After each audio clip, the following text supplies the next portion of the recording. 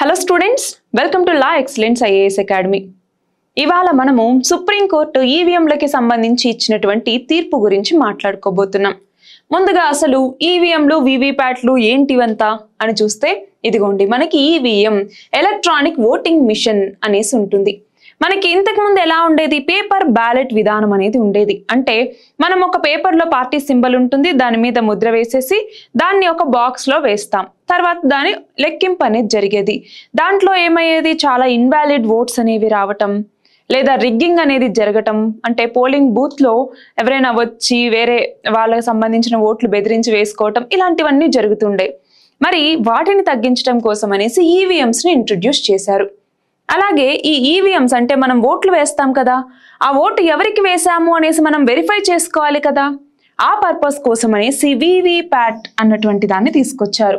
ఏంటి వీవీప్యాట్ అంటే, voter verifiable paper audit trial అనేసి మనం పిలుస్తూ ఉంటాము.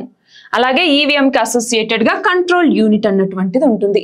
సో ఒకసారి కనుక మనం చూస్తే, ఫస్ట్ ఆఫ్ ఆల్ చూడండి, ఈవీఎం ఎలక్ట్రానిక్ ఓటింగ్ మిషన్, ఇందులో భాగంగా బ్యాలెట్ యూనిట్ అనేసి ఉంటుంది, బ్యాలెట్ యూనిట్. అలాగే కంట్రోల్ యూనిట్ అన్నటువంటిది ఉంటుంది, కంట్రోల్ యూనిట్ అన్నటువంటిది. అలాగే ఇందాక చెప్పుకున్నటువంటి VVPAT voter verifiable paper audit trial అనమాట. అంటే ఓటర్లు వెరిఫై చేసుకోదగినటువంటి పేపర్తో వచ్చే ఒక డిస్ప్లే, ఇది 7 సెకండ్లు మాత్రమే ఉంటుందన్నమాట. అయితే ఈ వీవీప్యాట్లో భాగంగానే మనకి సింబల్ లోడింగ్ యూనిట్ అన్నటువంటిది కూడా ఉంటుంది. అంటే మనకి ఇక్కడ 7 సెకండ్ల పాటు ఒక సింబల్ కనపడుతుంది కదా, మనం ఏ పార్టీకి ఓటు వేసాము అన్నట్టుగా, లేదా ఏ వ్యక్తికి ఓటు వేసాము అన్నట్టుగా. సో దాన్ని కనపడేటటువంటి సింబల్ లోడింగ్ యూనిట్ అన్నటువంటిది ఈ వీవీప్యాట్లో ఉంటుందన్నమాట.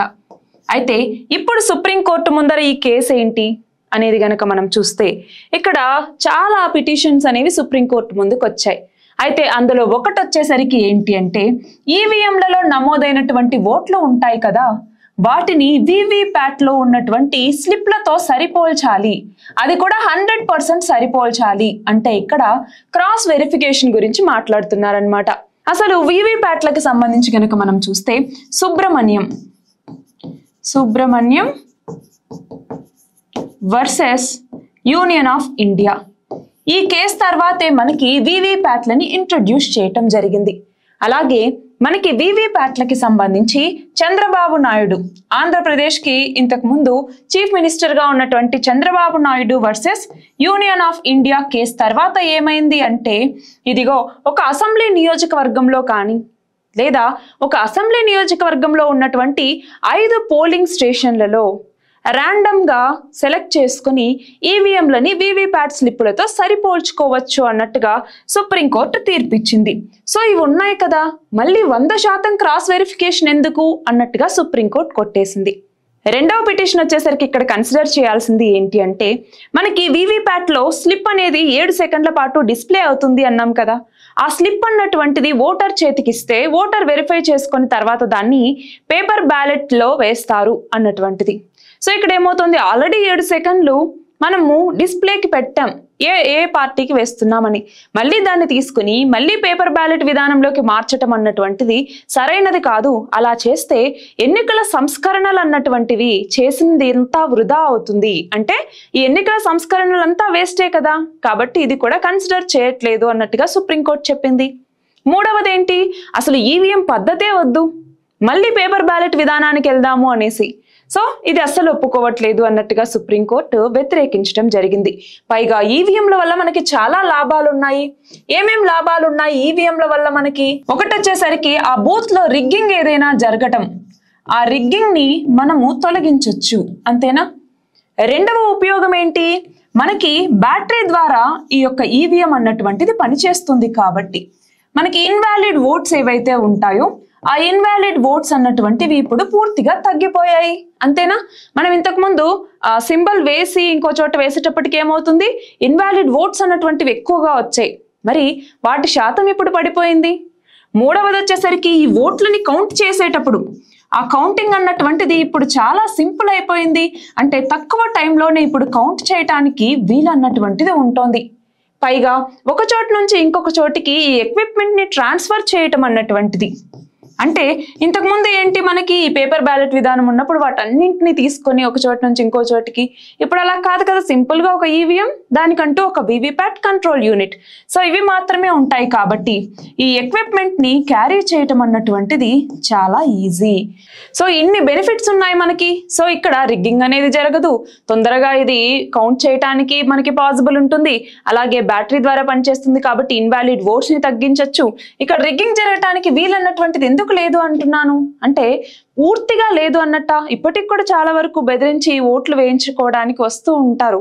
కానీ ఇక్కడ ఏమవుతుందంటే, కేవలం ఒక నిమిషానికి 4 ఓట్లని మాత్రమే ఇప్పుడు ఈవీఎంస్ అన్నటువంటివి తీసుకోగలవు.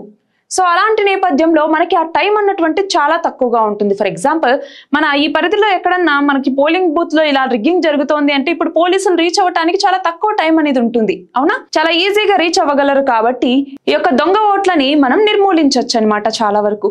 సో ఇన్ని బెనిఫిట్స్ అనేటటువంటివి ఉన్నాయి. పైగా లేదు, ఇప్పుడు 1వ అభ్యర్థి గెలిచినప్పుడు 2 మరియు 3వ అభ్యర్థులు లేదు, ఈవీఎంలను ట్యాంపర్ చేశారు అందుకే అతను గెలిచారు అని గనక మీకు డౌట్ ఉంటే, ఇందాక ఏదైతే మనం వీవీప్యాట్ లో ఉన్నటువంటి సింబల్ లోడింగ్ యూనిట్ ఏదైతే ఉంటుందో, ఈ సింబల్ లోడింగ్ యూనిట్, ఆ సింబల్ లోడింగ్ యూనిట్ ని స్టోర్ చేయండి, 45 రోజుల పాటు స్ట్రాంగ్ రూమ్ లో ఉంచి వాటిని స్టోర్ చేయండి అన్నట్టుగా సుప్రీంకోర్టు చెప్పింది.